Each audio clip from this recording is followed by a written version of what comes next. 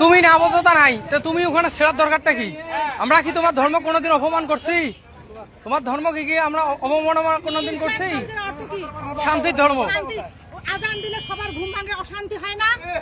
ফালতু মহিলা আজান দিলে সবার ঘুম অসুবিধা। দেখো তো বাংলাদেশে আর কত কি দেখবো আর কত কি শুনবো। হ্যাঁ, আরে হিন্দুকে ধর্ম নিয়ে আমরা কোনো কথা বলি না।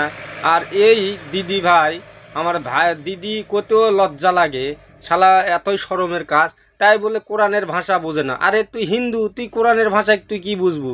আরে তুই হিন্দু এটা হয়ে তুই কোরআনের ভাষা, তুই রাস্তায় কোরআন শরীফের পাতা ছিঁড়া ছিঁড়া ফেলা দিত। আরে তোরকে ধর্ম কি গীতা আমরা কই? গীতা আমরা বুঝি না? আমরা গীতা কি ছিঁড়া ফেলা দিই? তেলা এলা এলা কোন জায়গার থেকে আগল পাগল আলছে এই দেশত রে? হ্যাঁ, এখন দেশের অবস্থা তো এখন ধর্ম নিয়ে মনে করো গন্ডগোল ফ্যাসাদ বাঁধানোর চেষ্টা করতে। আমরা কোনো সময় হিন্দুদের আমরা করি না। এটা কি ইন্ডিয়া পাশে? হ্যাঁ, মুসলিমের উপরে জুলুম করবে? হ্যাঁ, আমরা হিন্দুর উপরে জুলুম করি? তা আমাদের কোরআন লিয়া তার কি এত মাথা ব্যথা কেন? হ্যাঁ, কয় আজান দিলে আমাকে নষ্ট হয় না। আরে আজান তো এটা সব বিশ্ব, গোটা বিশ্ব, এটা গোটা বিশ্ব পৃথিবীর সব জায়গাতে আজান দেওয়া হয়।